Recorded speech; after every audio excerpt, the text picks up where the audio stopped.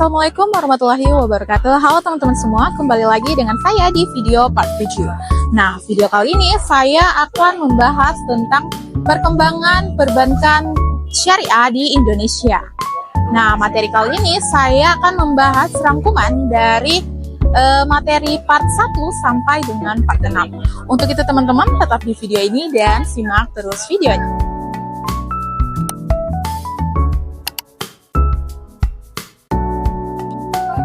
Yang pertama yaitu pengertian ekonomi konvensional dan ekonomi syariah.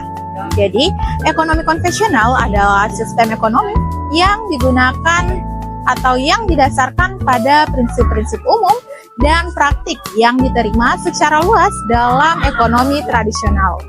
Nah, sistem ini bertumpu pada pemikiran rasional untuk memaksimalkan keuntungan dan efisiensi produksi serta distribusi sumber daya.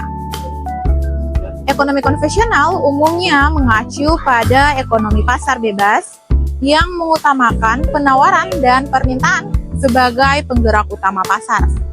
Nah, dalam ekonomi ini, keputusan-keputusan ekonomi seperti produksi, distribusi, dan konsumsi barang serta jasa umumnya ditentukan oleh interaksi antara pelaku pasar tanpa banyak campur tangan pemerintah.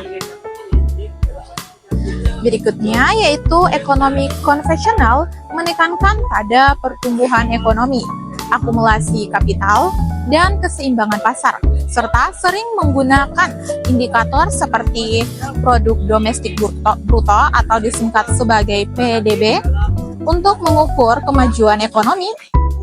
Nah, prinsip utamanya meliputi persaingan harga pasar dan kebebasan individu dalam berbisnis dan bertransaksi. Berikutnya yaitu ekonomi syariah. Nah, ekonomi syariah ini adalah sistem ekonomi yang didasarkan pada prinsip-prinsip Islam dan berlandaskan hukum syariah atau hukum Islam. Nah, dalam sistem ini, semua kegiatan ekonomi harus sesuai dengan ajaran dan nilai-nilai Islam yang diatur dalam Al-Quran dan hadis. Ekonomi syariah bertujuan untuk mencapai kesejahteraan sosial, keadilan, dan keseimbangan dalam distribusi kekayaan, serta menghindari praktik-praktik yang dianggap merugikan atau tidak adil menurut Islam, seperti riba atau bunga, garat, yaitu ketidakpastian, dan masyir, yaitu perjudian. Nah, prinsip-prinsip utama dalam ekonomi syariah meliputi yang pertama yaitu ada larangan riba, di mana transaksi yang melibatkan bunga atau riba dilarang karena dianggap eksploitatif.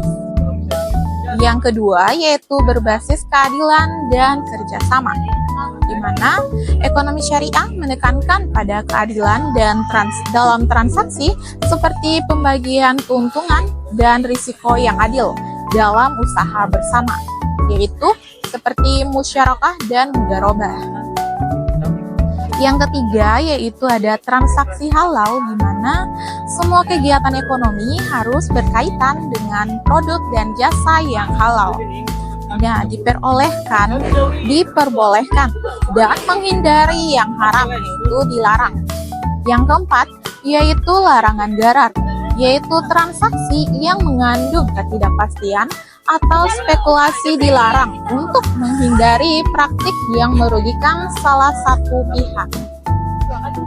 Yang kelima yaitu zakat, di mana pengelolaan kekayaan mencakup kewajiban membayar zakat sebagai bentuk redistribusi kekayaan untuk membantu yang membutuhkan dan menjaga keseimbangan sosial.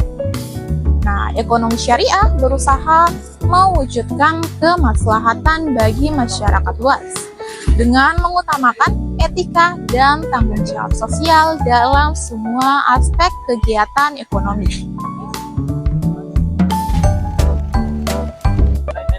Materi berikutnya yaitu tantangan dan peluang bank syariah.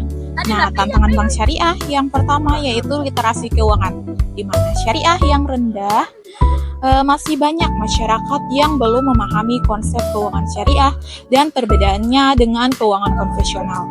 Hal ini menjadi tantangan untuk untuk meningkatkan edukasi dan kesadaran. Yang kedua yaitu kompetisi dengan bank konvensional. Nah, bank syariah harus bersaing dengan bank konvensional yang memiliki basis pelanggan lebih besar, teknologi yang lebih maju, dan biaya operasional yang lebih efisien. Yang ketiga yaitu keterbatasan produk dan inovasi. Nah, beberapa bank syariah masih terbatas dalam menyediakan produk inovatif yang bisa bersaing dengan produk bank konvensional, terutama di sektor digital banking. Nah, yang keempat yaitu regulasi yang kompleks. Regulasi untuk perbankan syariah seringkali lebih kompleks karena harus mematuhi prinsip syariah dan regulasi perbankan nasional. Yang kelima yaitu ketersediaan SDM yang kompeten. Nah, kekurangan tenaga kerja yang memahami prinsip syariah dan perbankan modern menjadi hambatan dalam pengembangan sektor ini. Yang keenam yaitu tingkat penetrasi yang rendah, di mana bank syariah memiliki pangsa pasar yang masih kecil dibandingkan dengan bank konvensional, terutama di negara dengan mayoritas muslim seperti Indonesia. Peluang bank syariah. Peluang pertama yaitu pertumbuhan kesadaran halal. Nah, meningkatnya kesadaran masyarakat terhadap pentingnya aspek halal dalam berbagai sektor memberikan peluang besar bagi bank syariah untuk berkembang. Nah, peluang yang kedua yaitu dukungan pemerintah.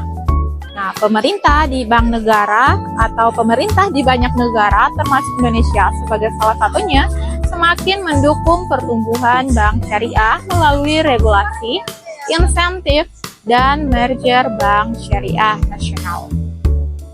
Peluang yang ketiga yaitu potensi pasar muslim global. Nah, dengan populasi muslim yang terus meningkat, bank syariah memiliki potensi besar untuk ekspansi, terutama di negara-negara dengan mayoritas muslim. Peluang yang keempat yaitu digitalisasi layanan. Nah, transformasi digital membuka peluang untuk memperluas jangkauan layanan bank syariah, menarik generasi muda, dan meningkatkan efisiensi operasional. Peluang yang kelima yaitu ekosistem ekonomi. Nah, syariah yang berkembang, ekosistem syariah termasuk industri halal dan wakaf produktif dapat memberikan sinergi bagi pertumbuhan bank syariah. Peluang yang keenam yaitu permintaan produk. Nah, ekonomi syariah yang meningkat semakin banyak masyarakat yang mencari produk keuangan berbasis syariah seperti pembiayaan properti, investasi, dan tabungan berbasis syariah. Nah, peluang yang ketujuh yaitu teknologi digital. Nah, peningkatan penggunaan internet dan smartphone memungkinkan bank syariah menjangkau lebih banyak nasabah dengan layanan yang lebih cepat dan efisien. Peluang yang kedelapan yaitu sistem bagi hasil. Nah, model ini membuat bank syariah cenderung lebih tahan terhadap krisis ekonomi dibandingkan bank konvensional. Materi yang berikutnya yaitu bisnis digital. Nah, bisnis digital adalah aktivitas usaha yang memanfaatkan teknologi digital untuk menciptakan, memasarkan, dan mendistribusikan produk atau layanan. Nah, bisnis ini biasanya beroperasi melalui internet, menggunakan alat seperti website, aplikasi, media sosial, atau platform digital lainnya. Yang pertama yaitu pengantar bisnis digital dalam ekonomi syariah. Jadi definisi bisnis digital yaitu bisnis digital adalah aktivitas bisnis yang memanfaatkan teknologi digital dalam proses operasional, distribusi, dan pemasaran. Sedangkan konsep ekonomi syariah, nah ekonomi syariah itu berlandaskan pada hukum Islam yaitu syariah dengan prinsip utama keadilan, transparansi, dan keseimbangan. Yang kedua yaitu prinsip-prinsip ekonomi syariah. Dalam bisnis digital, larangan riba seperti bunga yaitu segala bentuk keuntungan yang berbasis bunga dilarang.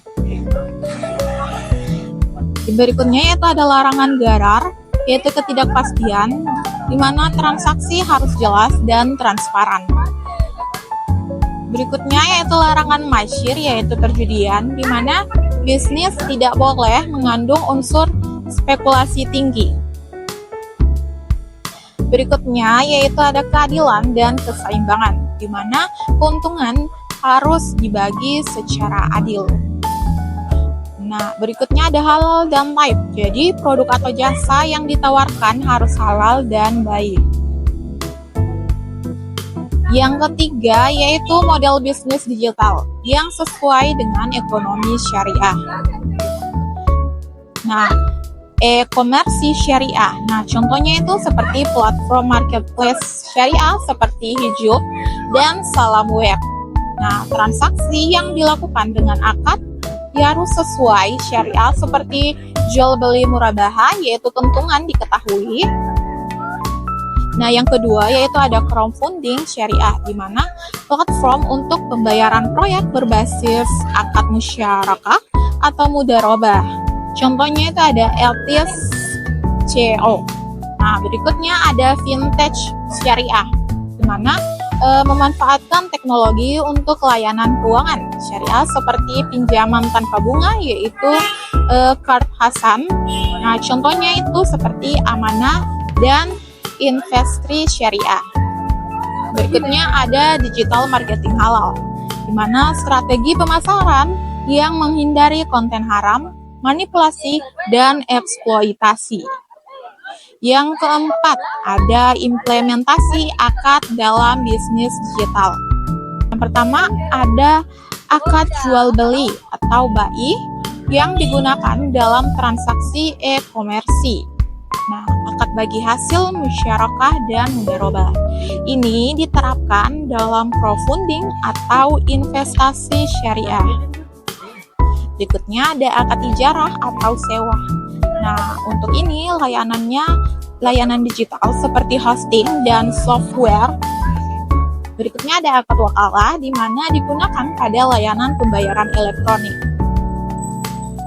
Yang kelima ada teknologi yang mendukung bisnis digital syariah. Nah, seperti blockchain itu untuk memastikan transparansi dan keamanan transaksi.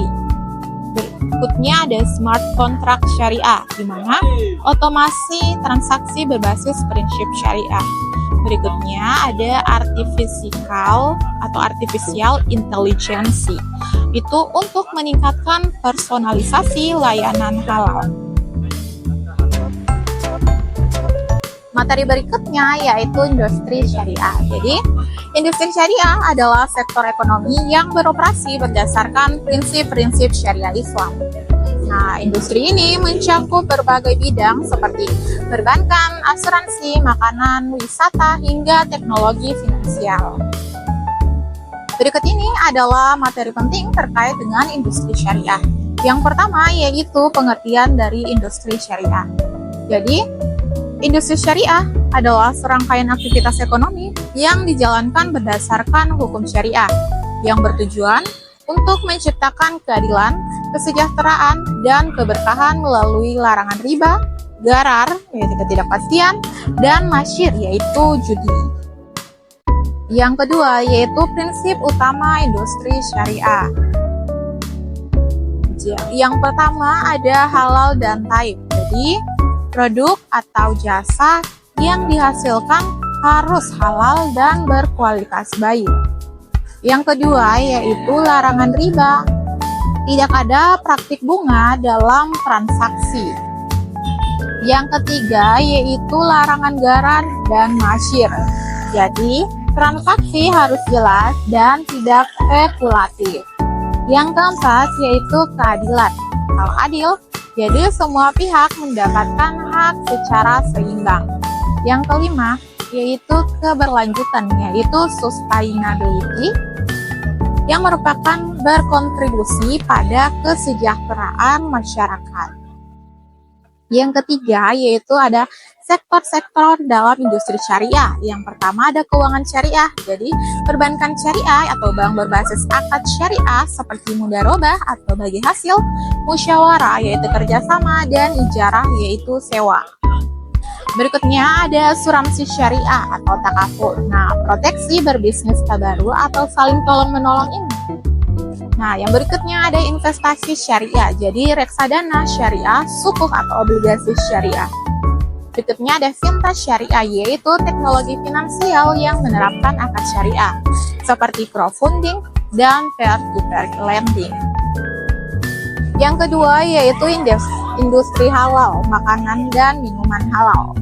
Jadi, produk makanan yang sesuai dengan standar halal, seperti farmasi dan kosmetik halal. Berikutnya ada farmasi dan kosmetik halal. Jadi, produk kesehatan dan kecantikan yang bebas bahan haram.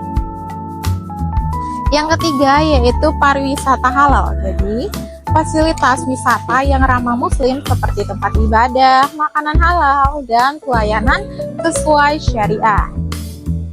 D yaitu atau yang keempat yaitu fashion syariah, yaitu produk pakaian sesuai syariat Islam seperti hijab, pakaian muslim, dan model fashion.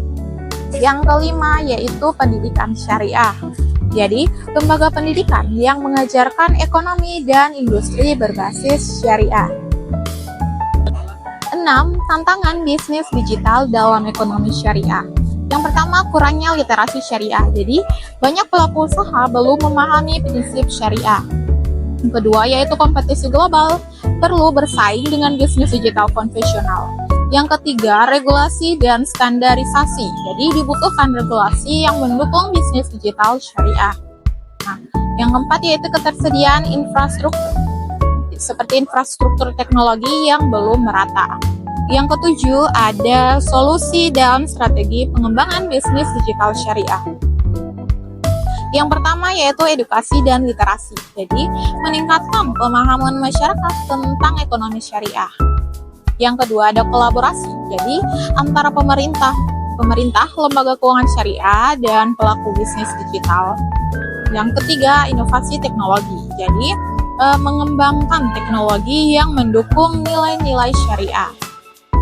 Berikutnya, regulasi yang mendukung. Jadi, pemerintah harus membuat kebijakan pro-bisnis syariah. Yang kedelapan, yaitu studi kasus bisnis digital syariah.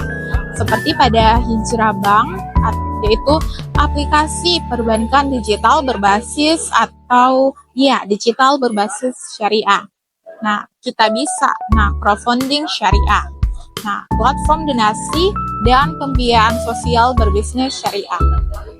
Jadi, kesimpulan dari materi yang ini yaitu bisnis digital berbasis ekonomi syariah tidak hanya memberikan manfaat ekonomi, tetapi juga spiritual dengan tetap mematuhi prinsip-prinsip syariah. Nah, penerapan teknologi yang tepat dan kepatuhan terhadap hukum Islam dapat menjadi kunci kesuksesan bisnis ini. Materi yang berikutnya yaitu peran Bank Indonesia setelah kehadiran Otoritas Jasa Keuangan. Jadi, kehadiran Otoritas Jasa Keuangan atau OJK ini pada tahun 2011 berdasarkan Undang-Undang Nomor 21 Tahun 2011 membawa perubahan signifikan terhadap peran Bank Indonesia atau BI. Nah, sebelum OJK, BI memiliki 3 fungsi utama: kebijakan moneter, pengaturan dan pengawasan sistem pembayaran, serta pengawasan perbankan. Nah, setelah pembentukan OJK, fungsi pengawasan perbankan dialihkan ke OJK. Berikut adalah penjelasannya mengenai transformasi dan peran Bank Indonesia setelah kehadiran OJK. Yang pertama yaitu fokus pada stabilitas makroprudensial Bank Indonesia.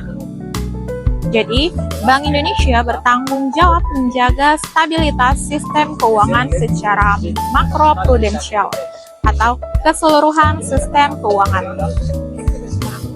Makroprudensial dan mikroprudensial. Jadi, makroprudensial yang dipegang oleh BI ini mengelola risiko sistematik yang dapat mengancam stabilitas keuangan nasional secara keseluruhan. Nah, contohnya mengawasi pertumbuhan kredit yang terlalu cepat, menetapkan rasio loan to value atau disingkat sebagai LTV untuk mencegah risiko kredit macet.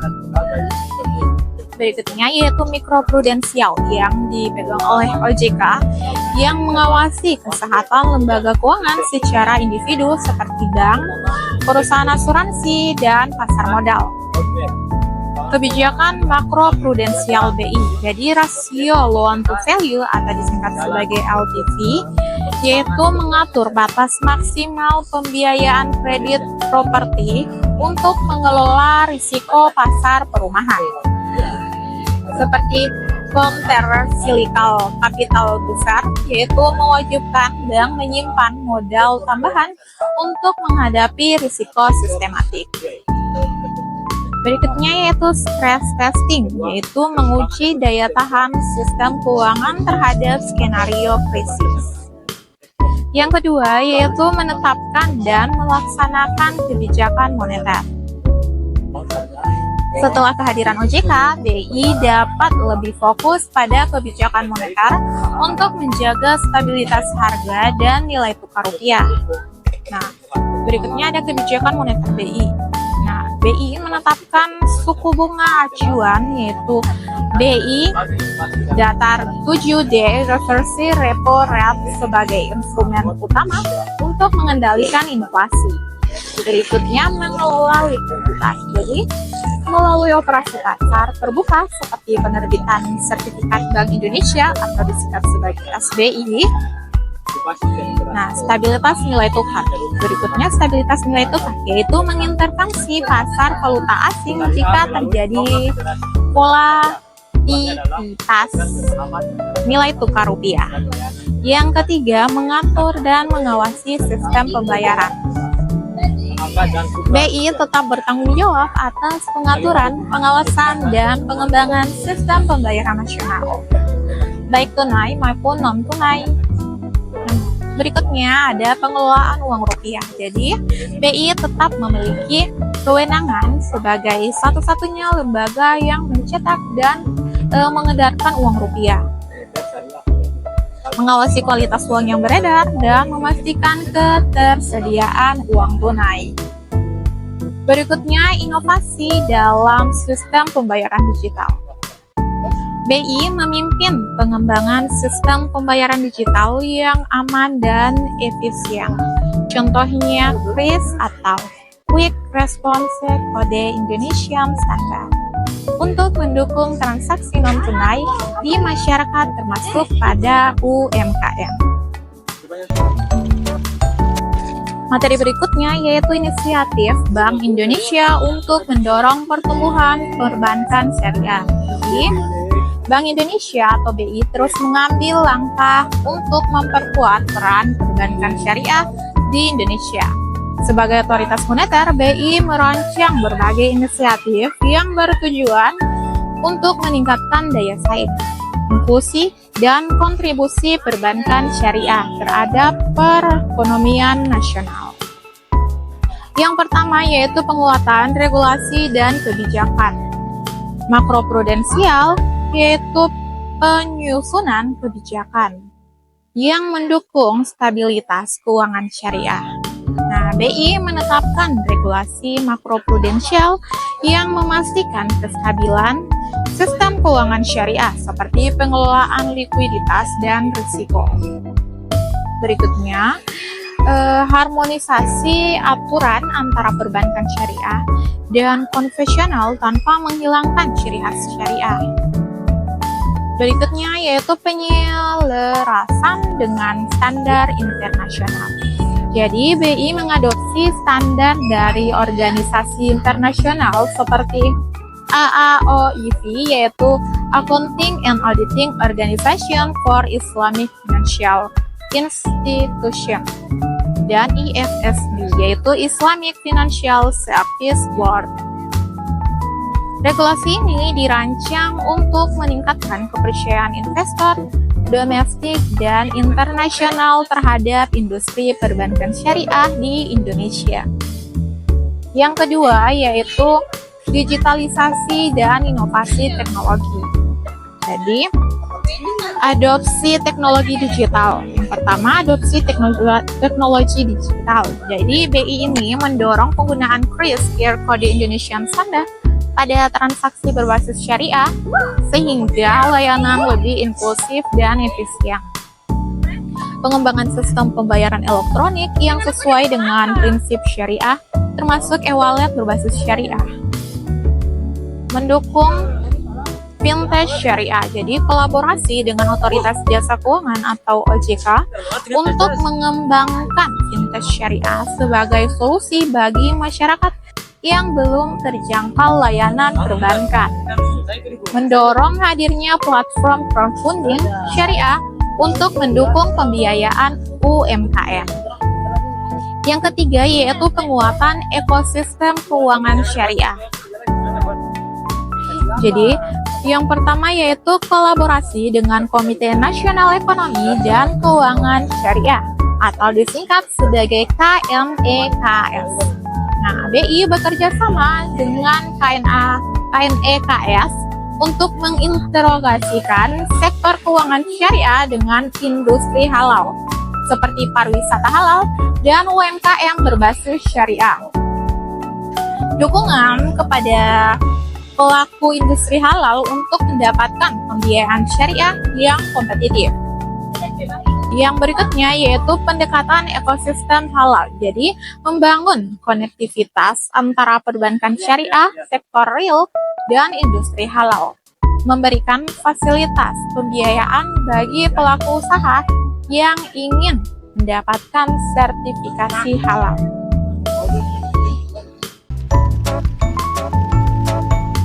Nah, kesimpulannya, perkembangan ekonomi syariah termasuk industri dan perbankan syariah memiliki potensi besar untuk mendukung pertumbuhan ekonomi Indonesia. Nah, sistem ini menawarkan solusi berbasis nilai-nilai Islam seperti keadilan, transparansi, dan kesejahteraan bersama yang relevan dengan kebutuhan masyarakat modern. Nah, dalam konteks global, ekonomi syariah juga semakin diakui sebagai alternatif sistem ekonomi yang berkelanjutan dan inklusif. Bank Indonesia bersama dengan OJK dan lembaga lainnya memainkan peran strategis dalam mendorong perkembangan perbankan syariah melalui kebijakan makroprudensial, pengembangan sistem pembayaran syariah, digitalisasi, dan integrasi sektor keuangan syariah. Dengan ekosistem halal, berbagai tantangan seperti literasi rendah dan persaingan dengan sistem konvensional masih perlu diatasi, tetapi peluang besar tetap terbuka seiring dengan meningkatnya kesadaran masyarakat terhadap ekonomi berbasis syariah. Nah, ekonomi syariah bukan hanya tentang transaksi keuangan, tetapi juga tentang menciptakan sistem yang adil, beretika, dan bermanfaat bagi semua pihak. Dengan sinergi yang kuat antara pemerintah, lembaga keuangan, dan masyarakat, ekonomi syariah dapat menjadi motor penggerak utama bagi pembangunan ekonomi yang inklusif dan berkelanjutan. Tidak hanya di Indonesia, tetapi juga secara global. Jadi, mari kita bersama-sama mendukung penerapan prinsip-prinsip syariah untuk membangun masa depan ekonomi yang lebih baik. Terima kasih teman-teman telah menonton video ini hingga akhir. Semoga video ini bermanfaat. Saya Fitri sangat berterima kasih telah menonton video saya dari part 1 sampai dengan part 7. Saya akhiri video ini dan wassalamualaikum warahmatullahi wabarakatuh.